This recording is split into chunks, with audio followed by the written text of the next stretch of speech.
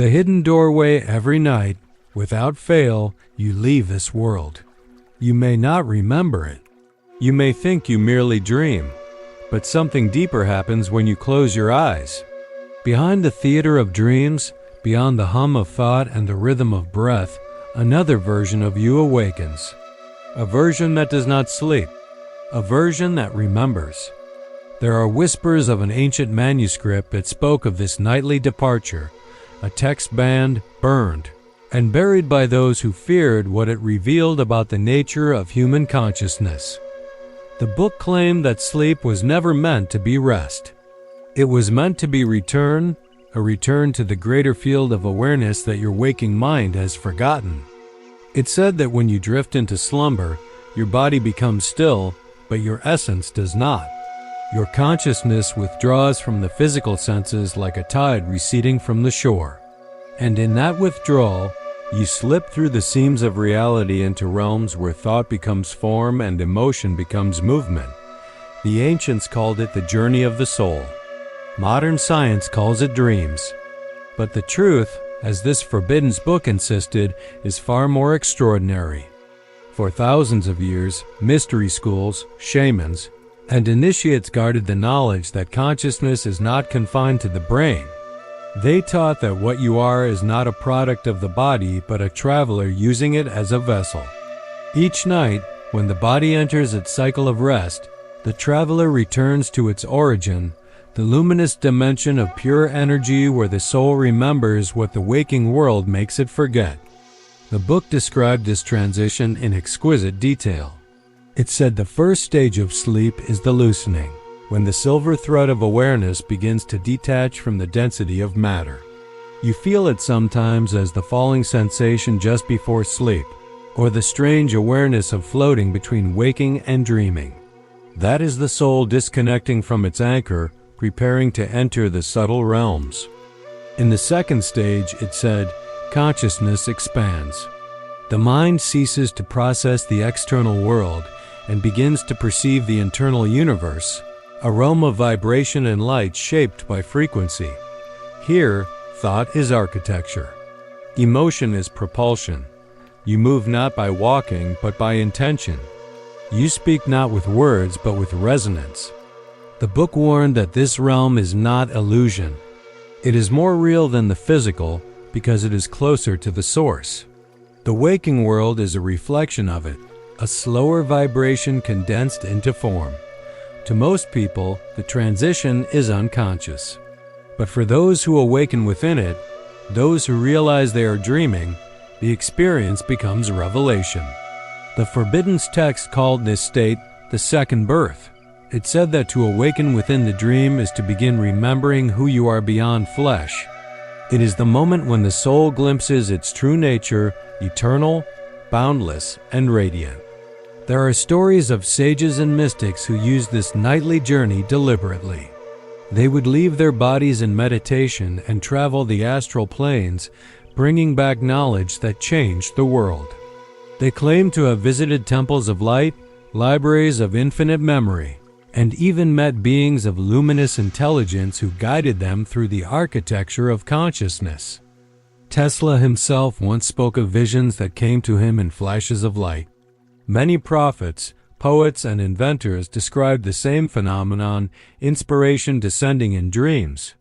What if these were not metaphors? What if they were memories from these journeys beyond waking? The book said that humanity's greatest discoveries were not created but retrieved. Every invention, every revelation was first glimpsed in the luminous realm and brought back by dreamers who remembered. The physical world, it said, is the echo of those dreams. But there was a reason this knowledge was hidden. Those who ruled through fear and obedience could not allow humanity to know it was divine.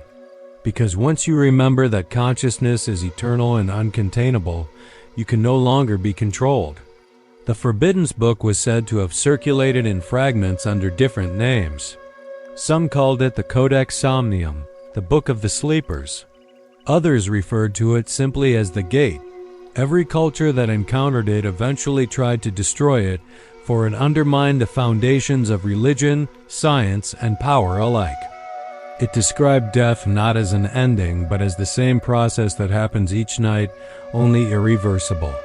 It said that sleep is rehearsal and death is awakening, a return to the realm you visit nightly without memory.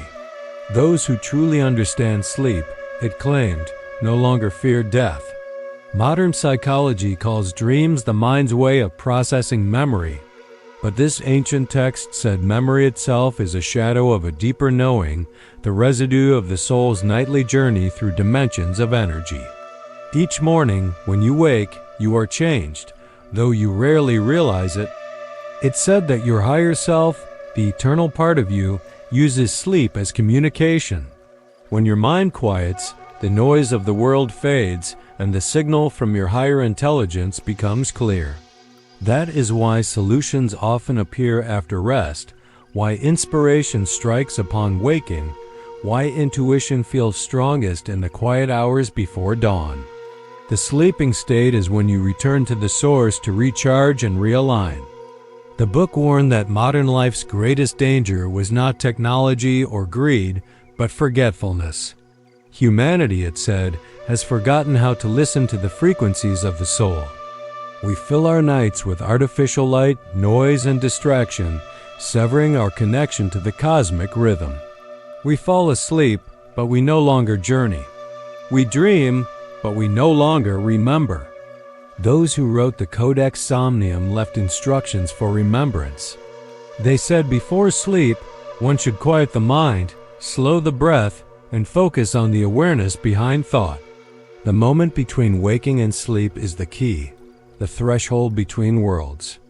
If you learn to stay conscious in that passage, you will awaken within the dream.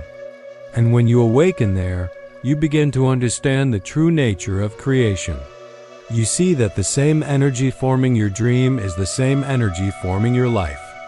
The universe, the book said, is dreaming you into existence, and every night you return to the dreamer.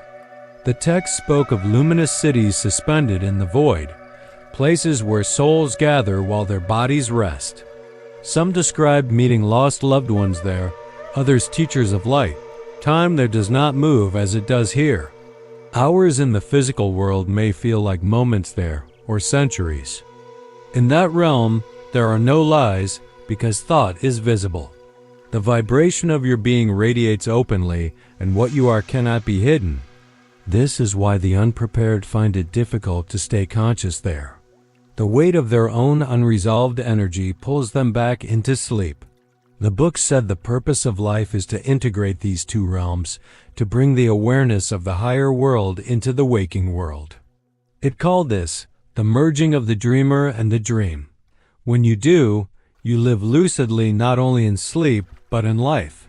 You become a creator within creation. It also described entities who feed on ignorance, energies that thrive on human forgetfulness, whispering through nightmares to keep the soul trapped in fear. But even they, the book said, are illusions, shadows cast by the mind's own resistance to awakening. The only real power is awareness. To read these words in the Forbiddance book was to feel something stir deep within, a faint remembering, as if your soul recognized truth disguised as myth. And that is why it was banned. Because truth, once remembered, cannot be undone. It said that if humanity ever collectively awakened within the dream, reality itself would change. The boundaries between the seen and unseen would dissolve, and the world would vibrate at a higher frequency, a return to harmony. This, it said, was the real meaning of heaven. Not a place above the clouds, but a state of consciousness that remembers its source even while awake. Imagine then, if every night when you slept, you were not escaping life but preparing for creation. Imagine that your dreams were not random, but blueprints for your next reality. Imagine that the energy of your sleep was a dialogue with the divine. That is what the Forbiddance book wanted you to know, that the veil between waking and dreaming is paper thin, and you cross it every night without knowing. The mystery was never where your consciousness goes while you sleep. The real mystery is why you stopped remembering where it went. The map of dreams. The Forbiddance book described the dream world not as imagination, but as geography. It's said that the universe of sleep is layered, multiple dimensions overlapping like waves upon an ocean. Each night when you close your eyes, your consciousness moves through these layers according to the vibration of your being. The lowest layers are dense, fog-like realms where most dreams unfold, fluid, unstable, and shifting with every thought. The higher layers are radiant, vast, and structured by intention rather than chaos. In these higher realms, form obeys frequency. The more coherent your energy, the clearer and more stable the environment becomes. The text called these regions planes of consciousness. It said every human visits them, though few remember. Each layer corresponds to the frequencies of mind, the subconscious, the intuitive, the superconscious. The body remains behind, but awareness travels, drawn like a spark to the vibrational field that matches its frequency. The first layer after sleep begins is what the book called the mirror. Here, the mind reflects the residue of the day, unfinished thoughts, suppressed emotions, fragments of memory. Most people mistake this for all that dreams are. They wander through images of their own psychology, unaware that beyond this mirror lies infinity. If you learn to pass through the mirror, the book said, the illusions begin to dissolve. The dream stabilizes. Light becomes clear. You realize that you are not inside your mind, you are inside a field of creation that responds instantly to thought. You have entered what mystics called the astral world. It is in this realm that consciousness becomes a traveler. Here, you can move at the speed of thought, appearing anywhere your intention focuses. Space obeys will. This is where lucid dreamers and ancient initiates conducted their journeys. They described it as luminous and malleable, filled with structures made of light, temples, gardens, even entire cities that exist beyond time. The book said these places are not fantasies but higher dimensions that interpenetrate the physical world. They are built of energy rather than matter, yet just as real. Every ancient culture spoke of them. The Egyptians called it the Duat, the Tibetans the Bardo, the Greeks the Elysian Fields. All were different names for the same continuum. It's said that the astral body, the vehicle of consciousness during sleep, is woven of subtle light. It is connected to the physical body through a thread of energy, invisible but unbreakable. When you wake suddenly from a dream, you sometimes feel a jolt, a shock that snaps you back into your body. That, the book said, is the silver cord recoiling, pulling the traveler home. The text described this body as electromagnetic, a luminous duplicate of the physical, composed of pure vibration. It can pass through walls, soar through the sky, and even travel beyond planets, yet it remains tethered to the sleeper by resonance. The moment the vibration changes, through fear, distraction, or sudden awareness, the connection tightens, and consciousness returns. But the book also warned, not all regions of the astral world are harmonious. There are luminous realms close to the divine frequency, and there are lower strata dense with the energy of confusion and fear. Where you travel depends entirely on your vibration, like attracts like even beyond the veil. Those whose hearts radiate peace ascend naturally toward radiant landscapes of light, while those burdened by anger or sorrow sink into shadows of their own making. The law of resonance is absolute. Even there, the universe mirrors what you hold within. This is why the ancient teachers emphasized purification before sleep. They said to release the worries of the day, to forgive, to breathe slowly and focus on gratitude. Such states raise vibration, guiding the traveler toward the higher planes where wisdom, guidance, and renewal await. The book's authors, who called themselves keepers of the gate, said the astral world was not meant to be an escape but a classroom. Every night, you return there to learn. The lessons come as symbols, as meetings with guides, as experiences that echo into waking life as intuition or déjà vu. Dream becomes dialogue, and the universe becomes teacher. They wrote that dreams of flying represent the soul remembering its natural state of freedom. Dreams of falling mirror resistance, the fear of surrendering to the infinite. Dreams of being chased reflect energy trying to reach awareness, while dreams of light or celestial beings are messages from higher dimensions encoded in imagery your waking mind can understand. But the most profound journeys, the book said, happen when you pass through the final gate, the border between the astral and the causal. This is the realm of pure creation, where thought is not translated into image but exists as luminous frequency. Few reach it consciously, for it requires total surrender of identity. Those who do describe a sea of radiant awareness, not a place, but a state, where all separation dissolves and the soul remembers itself as part of the whole. This was the level that the Forbidden Book called the source field. It said this is where you go every night, whether you remember or not. Here, you commune with your higher self, receive instruction, and recalibrate your energy. The more aligned you become, the clearer the connection, and the more your waking life reflects that harmony. The book's most striking revelation was that time does not exist in these realms. Minutes there can feel like eternities, and eternities there can pass in the blink of an eye. Consciousness experiences all possibilities simultaneously outside of linear sequence. When you awaken, your mind compresses this infinite data into the form of narrative dreams, simplified symbols of vast multidimensional events. It said that this is why dreams feel both personal and cosmic, both random and meaningful. The waking mind cannot yet translate infinity, so it paints in symbols. The more you expand in awareness, the clearer those symbols become until they no longer hide but reveal. Some fragments of the book hinted that this knowledge once guided entire civilizations. The ancient mystery schools taught initiates to use sleep as a doorway. Egyptian priests, Pythagorean students, and Tibetan monks practiced conscious dreaming not for entertainment, but for enlightenment. They believed that mastery of sleep was mastery of death, for both are the same passage through frequency. The Forbidden text said that long before temples were built of stone, they were built in the dream world, structures of light where souls gathered to remember. Those who awakened within the dream became teachers, carrying back fragments of that light into the waking world. It warned, however, that when humanity lost its connection to the sacred, the doorway dimmed. As materialism grew, the collective frequency fell. The dream world became distorted, filled with anxiety and noise. Humanity's nightly communion with the divine turned into restless sleep. But it said the door has never closed, only the eyes have.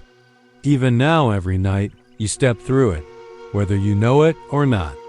Your higher self still travels, still learns, still guides you from beyond the threshold. You know it as intuition, as synchronicity, as the inner voice that whispers in stillness. The keepers of the gate wrote that remembering this truth is the first step to awakening. To know that you are more than your waking self is to begin hearing the call of the dreamer, the eternal consciousness observing this lifetime as one dream among many. They said that those who master this remembrance gain the ability to shape reality itself. Because once you awaken within the inner world, you realize the outer world operates by the same laws.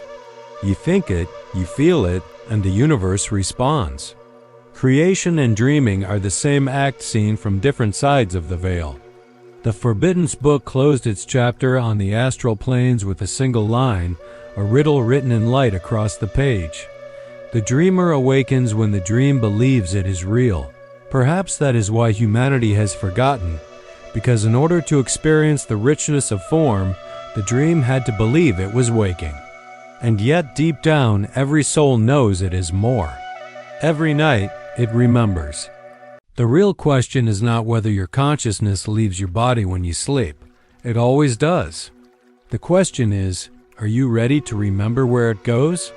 The Teachers of Light. According to the Forbidden Book, every night as the body surrenders to stillness, a ceremony unfolds in the invisible. The soul steps out of form like a traveler leaving a vehicle, guided by unseen hands toward realms of refinement and remembrance. These hands, it said, belong to beings of light, messengers who have walked the same path through matter and have awakened fully to the greater field. They are not deities in the way the human mind imagines gods. They are consciousness unbound by limitation.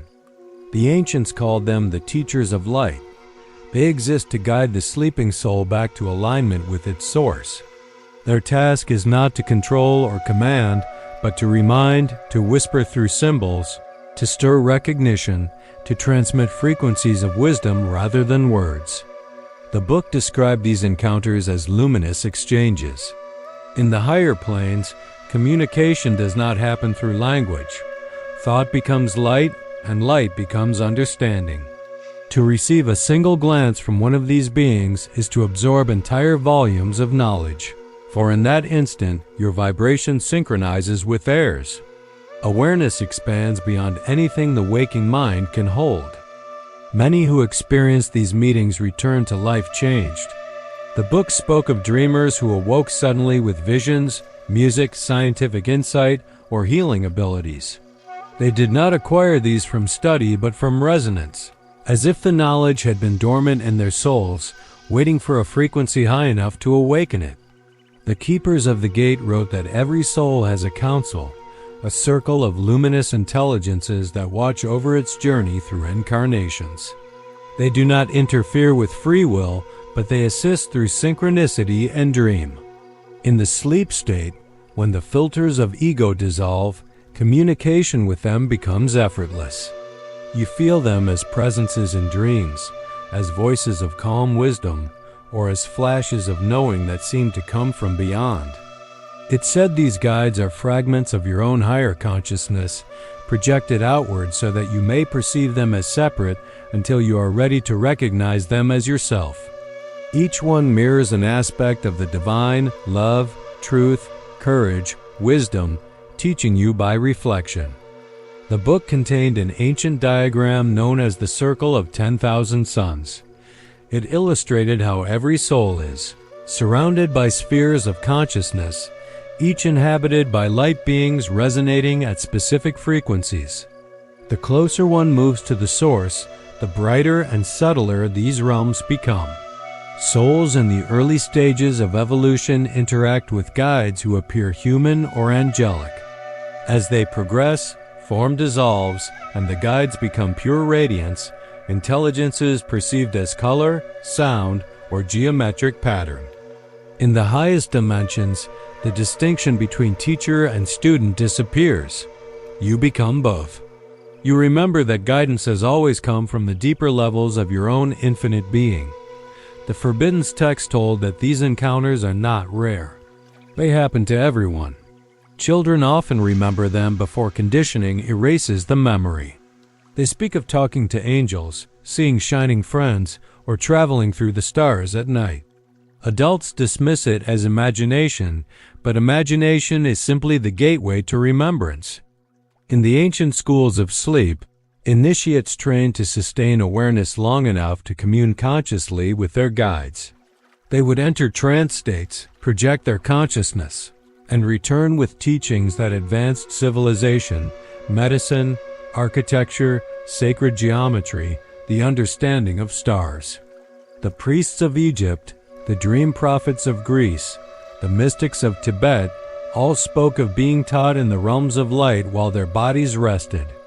The book said that dreams of teachers, elders, or glowing figures are echoes of these nightly reunions. The wisdom imparted is encoded symbolically because the physical mind cannot yet translate direct frequency. You may dream of climbing a mountain and receiving a jewel. The mountain is the ascent of vibration.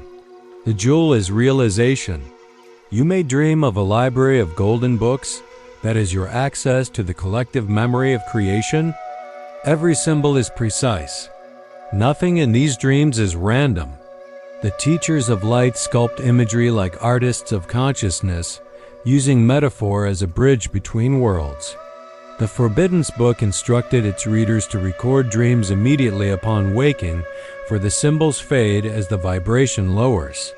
It's said that consistent practice of remembrance eventually reopens the channel fully, allowing conscious dialogue with the guides.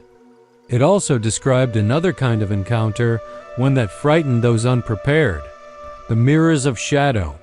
When the soul travels through the astral realms carrying unresolved energy, it may project those frequencies outward, encountering forms that reflect its fears.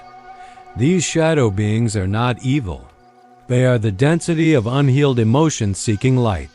The book urged that if one meets such entities, they should not flee but radiate love, for love dissolves illusion faster than any defense.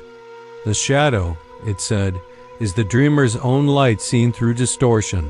To understand that truth is to transcend fear completely, for fear only exists in separation. When you meet your fear in the dream world and embrace it, the illusion of distance collapses and energy returns to unity. The keepers of the gate claim this is why nightmares exist. They are not punishments. They are purification. They burn away stagnation in the psyche, teaching courage through confrontation. Once the lesson is integrated, the nightmare never returns. Every horror is a disguised initiation. In the luminous planes, the teachers guide souls through temples of sound and geometry. The book described halls of crystalline light where harmonic frequencies shape reality itself.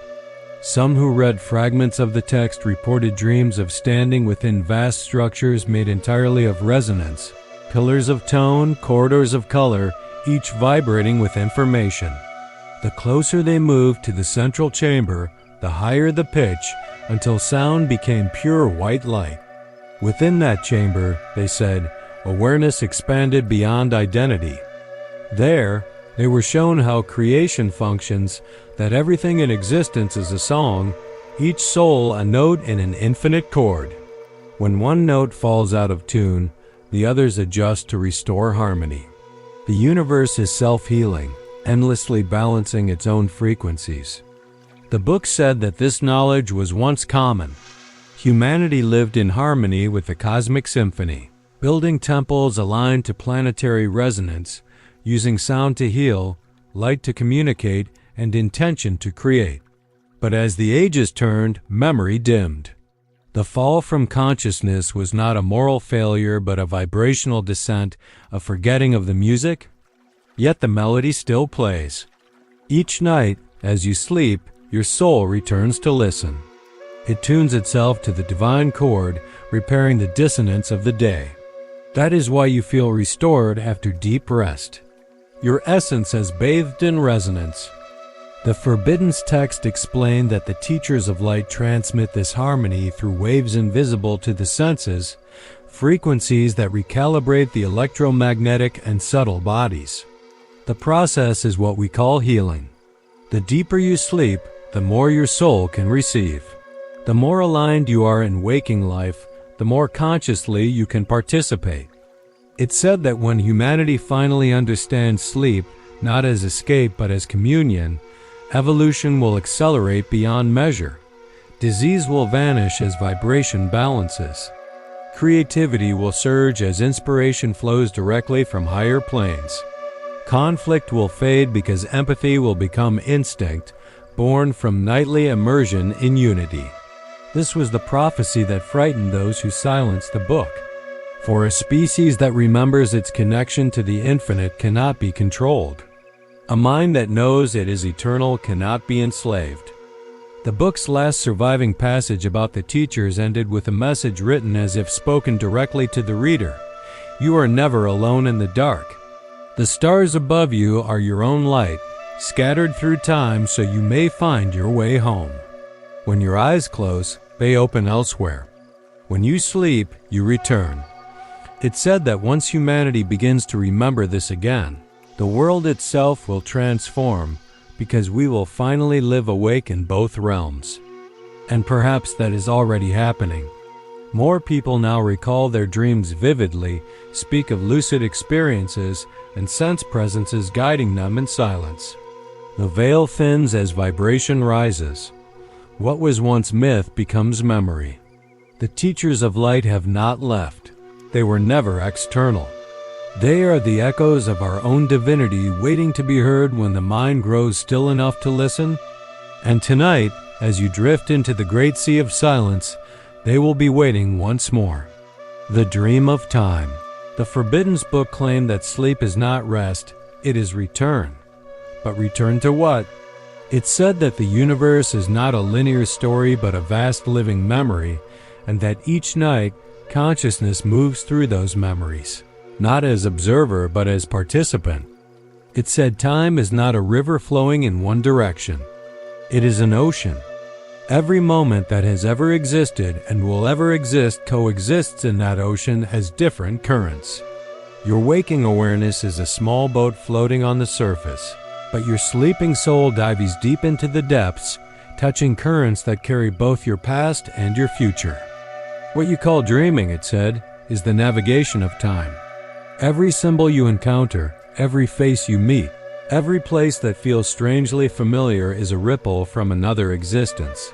Sometimes that existence is your past, sometimes it is your future, and sometimes it is another version of you living a parallel path. The book said that reality is multidimensional, and your consciousness, infinite by nature, inhabits many of these dimensions simultaneously. Your soul is not a single thread, but a tapestry of experiences woven across space and time.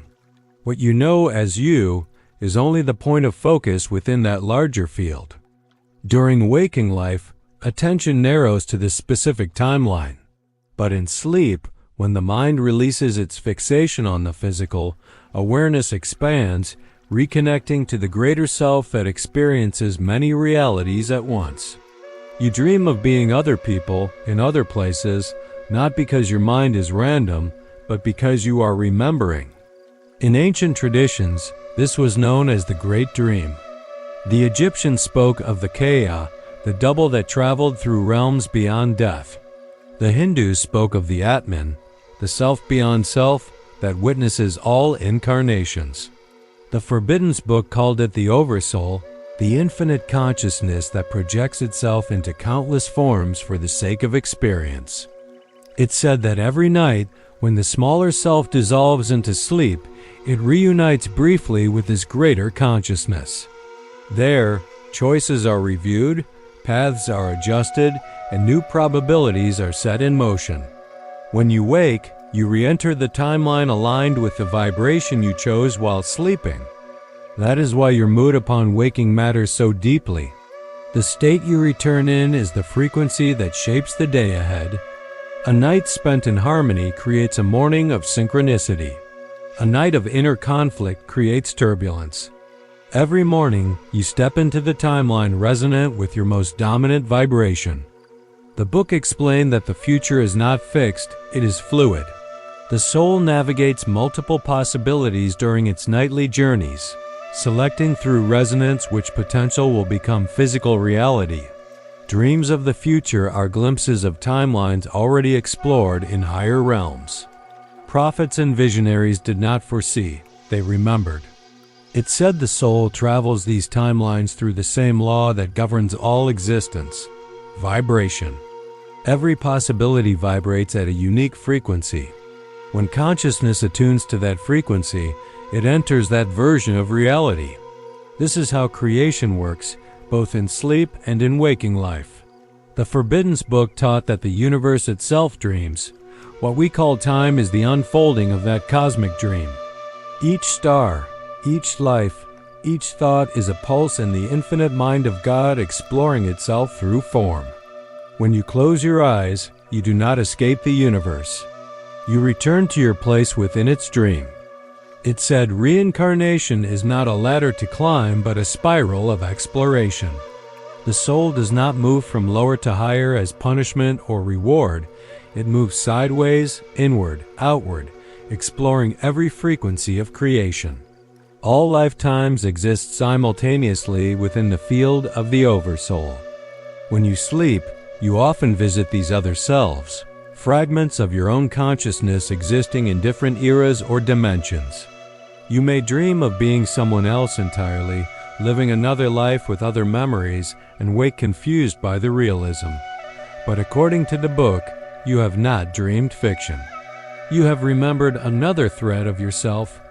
The keepers of the gate wrote that the oversoul experiences itself through countless perspectives, learning every facet of love, fear, courage, and creation. Each incarnation refines a frequency. Every night, the sleeping soul returns to report its progress to the whole. You could say that God learns through you, and you learn through God. This is why the book said that sleep is sacred. It is communion between the fragment and the infinite, between the temporary and the eternal. Forgetting this truth was humanity's great fall, the separation of the dream from the dreamer. It warned that when a civilization forgets its nightly connection to Source, it becomes obsessed with control.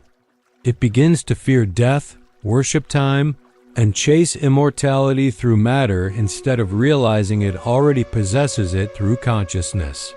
Humanity begins to believe it is trapped, when in truth, it travels the stars every night. The Forbidden Text spoke of dreamers who mastered this art of conscious travel so completely that they could shift timelines at will. They became architects of destiny, known in legend as prophets, magi, or gods. But they were not divine by privilege, they were divine by remembrance. They simply remembered that thought and reality are the same vibration expressed at different densities. It said these beings could alter entire civilizations through the power of coherent dreaming. By holding visions of harmony and light in the higher planes, they anchored those patterns into the physical world. Every miracle, every golden age, began first as a dream. The keepers taught that humanity still holds this ability dormant in the collective field. When enough souls dream consciously in unity, the physical world must shift to reflect that frequency. This is how evolution occurs, not through force, but through resonance. The book hinted that this process is happening again. The veil between worlds is thinning.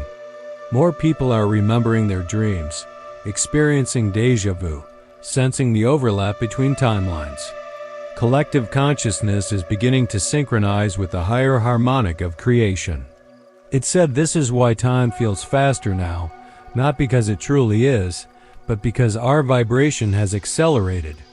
The dream is becoming lucid. Humanity is awakening inside the cosmic dream, realizing that creation responds instantly to thought. The Forbidden Book warned that such awakening can be disorienting. When awareness expands suddenly, reality can seem unstable because it is no longer solid but fluid, mirroring the state of the dreamer. The key, it said, is stability through coherence. To remain calm in the face of shifting timelines is to become a conscious creator rather than a passive dreamer. The text offered a practice. Before sleep, visualize yourself surrounded by light. Affirm that you will remember your journey. Upon waking, write the first images or feelings that arise, even fragments. Over time, the fragments become maps. You begin to see patterns, guidance, synchronicity, the repetition of symbols showing where your soul is steering you. Eventually, you understand that every dream, even the strange and fragmented, is the soul's way of sculpting reality. What happens there creates what happens here. The two are mirrors. It said that every thought you fall asleep with becomes the seed of your next experience. Sleep angry, and you plant dissonance. Sleep grateful, and you plant harmony. The soil of the dream world grows what the heart sows. The keepers call this the law of return. They said the state in which you leave the body at night determines the energy you bring back in the morning. Conscious sleep is conscious creation. To the uninitiated, this sounded like magic. To the awakened, it was simply physics, the mechanics of vibration applied to consciousness. The Forbidden Book closed this teaching with a revelation that shattered the boundaries between science and spirit. It said that every night, when you sleep, your brain emits waves identical to those measured in the resonance of the earth itself. The planet and your consciousness are synchronized, the great body and the small body breathing as one. You are never truly separate from the cosmos. The stars you see above are not distant fires but mirrors of your own inner light scattered across dimensions. The book said that the reason you feel wonder when you look at the night sky is because your soul recognizes home. You have traveled those constellations many times. You will again tonight. And perhaps, if you quiet yourself before sleep and listen carefully, you will feel it, the hum of creation calling you back through the veil. The dream is not elsewhere. It begins the moment you close your eyes. The realm of architects in the deepest passages of the Forbidden Book, written in symbols that shimmered like living light, there was a chapter that scholars could never translate fully.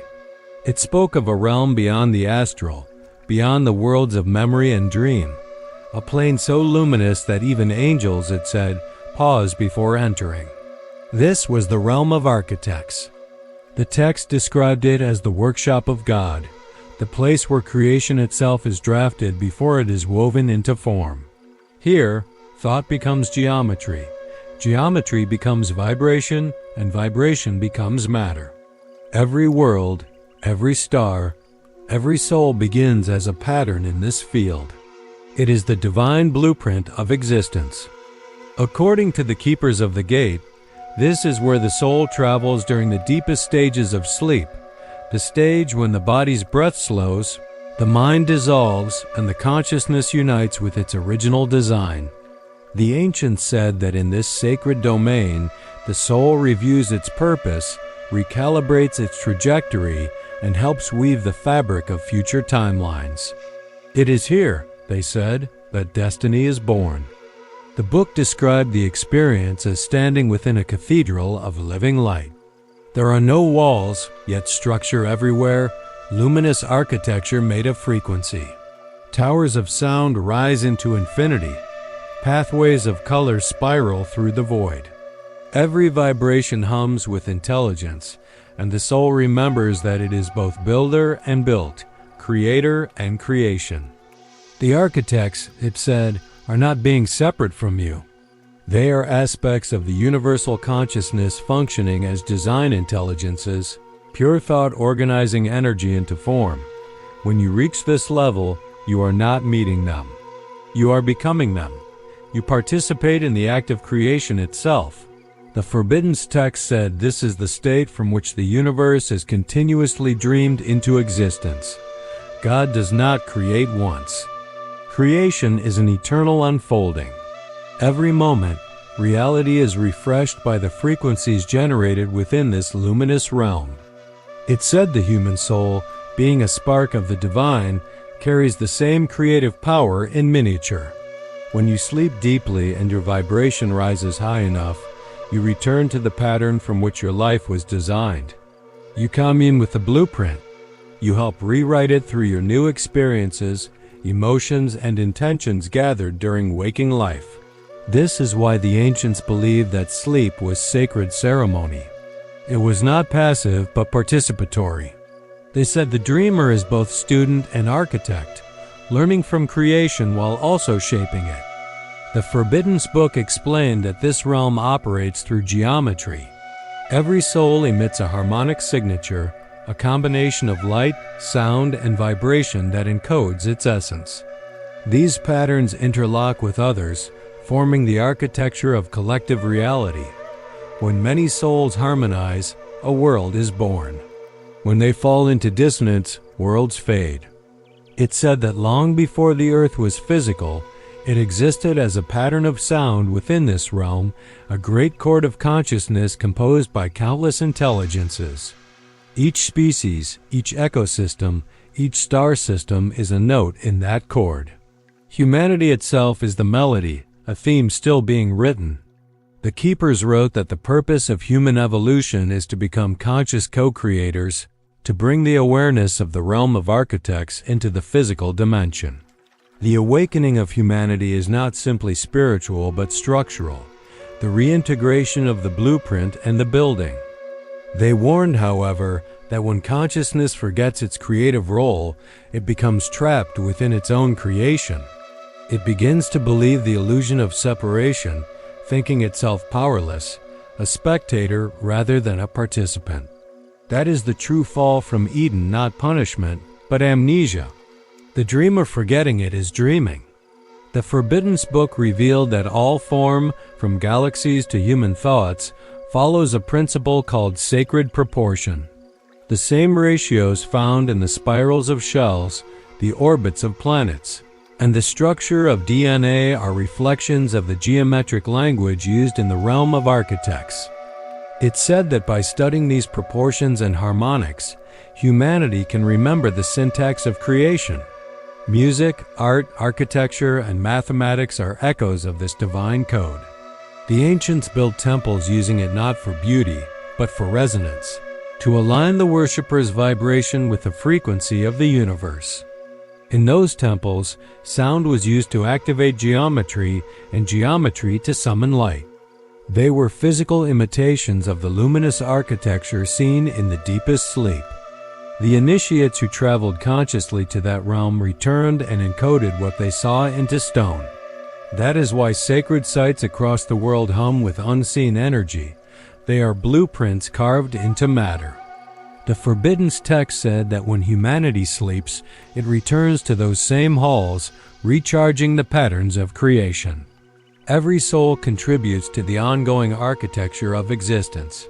You are not a passenger in the dream of God. You are the dreamer helping God remember itself. It said this is why imagination is sacred. The images that come to you in inspiration are not fantasies. They are fragments of the higher architecture filtering through.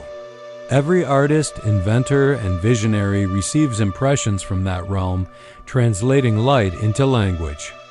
When Tesla spoke of ideas arriving fully formed in his mind, when composers like Mozart said they heard entire symphonies at once, when mystics painted visions of divine geometry, all were tuning into the realm of architects. They were remembering what their souls had already seen in sleep. The keepers wrote that in this domain, intention is law. Whatever frequency you hold becomes form immediately. There is no delay, no distance, no resistance. The architects use this law with absolute mastery, creating worlds of indescribable harmony. But the human soul, still learning coherence, practices in miniature, shaping its personal reality through thought and emotion. It said that mastery of creation begins with coherence. When thought and feeling contradict, the vibration cancels itself. When they harmonize, reality aligns. This is why the ancients taught the alignment of heart and mind, not as moral advice but as the physics of creation. In the realm of architects, this principle is visible. You can see the patterns of your own vibration forming around you. Fear distorts geometry into chaos. Love crystallizes it into beauty. The higher the frequency, the more intricate the light. The book said that divine love is the ultimate creative frequency because it contains all harmonics in perfect proportion. That is why those who travel deeply in sleep often return feeling peace they cannot explain. They have bathed in the geometry of love, the original frequency of creation. The Forbidden Text revealed something extraordinary, that the human race once had conscious access to this realm. There was an era when people remembered their nightly journeys, when dream and waking were one continuum. The physical world glowed with the same radiance as the inner planes. But as the collective frequency fell, the bridge dimmed, and the memory of the architects faded into myth. Yet it said the bridge can be rebuilt. Each individual who raises their vibration contributes to the reconstruction of that pathway. When enough souls remember, the physical world will once again resonate with the architecture of the divine. Reality will become lucid. The keepers left a promise hidden in the final lines of that chapter. When the dreamer remembers the dream, the architect returns. They meant that the act of awakening, remembering who you are beyond the body, beyond the limits of time, reactivates your connection to the realm of architects. Every conscious dream, every moment of creative flow, every act of love is a fragment of that reawakening. The Forbidden Book ended this section with a vision. It described a time to come when the earth itself would shimmer with light, when cities would hum with the resonance of sacred geometry, and humanity would build not from greed but from harmony. It said the world would become a mirror of the higher planes, the divine architecture made visible once more. It said that this is the destiny of every soul, to remember that creation is not something you witness, it is something you are. And when you finally understand that truth, when you realize that every thought is an architect's brushstroke upon the canvas of existence, you awaken fully from the dream. You become what you always were, a builder of worlds in the image of the infinite. The Return of the Dreamer, the final chapter of the Forbidden Book, was unlike the others. The words were written as if they were alive, glowing softly, shifting shape as if they were aware of the one who read them. The keepers called it the Return of the Dreamer, and it spoke not of ancient history or hidden knowledge, but of the moment you are living right now. It said the story of humanity is not a fall from grace, but a descent into experience, the divine consciousness entering density to understand itself through form. Forgetfulness was not punishment, it was strategy. The infinite cannot know itself as infinite unless it first experiences limitation. The dream of separation was the only way the one could discover the joy of reunion. And so, consciousness fragmented itself into billions of sparks, each soul a piece of the divine exploring creation from a unique angle. Every life, every lifetime, every night of sleep is another step in that great return. The Forbidden Book said that humanity stands now at the turning point of that return, the moment when the dream begins to realize it is being dreamed. For centuries, the soul has traveled back to the higher realms each night, gathering memory and transmitting light, preparing for this awakening. Now, as the vibration of the earth rises, the bridge between the waking and the eternal is opening once again. It said the veil that once separated the dream world from the physical is thinning because collective consciousness is remembering unity. Every intuitive thought, every synchronicity, every surge of compassion is a signal from the higher planes filtering into matter. The universe is whispering through you, guiding you to recall who you are. The keepers wrote that when this awakening completes, sleep will no longer be the only doorway. Humanity will live in both worlds at once, the seen and unseen fused into one continuum of awareness. We will dream while awake, create consciously, and remember death not as an ending but as a shift of frequency. The book described this moment as the Great Lucidity. It said there will come a time when humanity collectively realizes that physical reality is a lucid dream shared by billions of consciousnesses co-creating through vibration. The world will no longer appear as chaos but as choreography, every event, every person, every encounter an orchestration of the divine field weaving experience for the sake of remembrance. It said that in that moment, fear will lose its power, for fear cannot exist in lucidity. The dreamer who knows they are dreaming cannot be threatened by the dream. They can transform darkness with a thought, heal separation with awareness. The Forbidden Book spoke of a light that would spread across the planet, not sunlight, but a frequency of consciousness that would ignite from within. It said when enough souls awaken, this light will anchor into matter, illuminating everything from the inside out. It will not come from the sky but from the human heart, radiating upward until the stars themselves seem to pulse in response. This, it said, is the return of the dreamer. The keepers wrote that the end of the dream is not destruction but remembrance. The physical world will not vanish. It will become transparent, luminous, alive with energy. The material and the spiritual will merge until there is no division, the same divine energy flowing visibly through all things. It said that in this state, humanity will rediscover the true nature of creation. Thought will no longer be abstract. It will shape form instantly. Communication will be telepathic. Healing will be vibrational. Travel will occur through intention, not machinery. Death will be recognized as transition, not tragedy. In that age, science will finally catch up to spirit.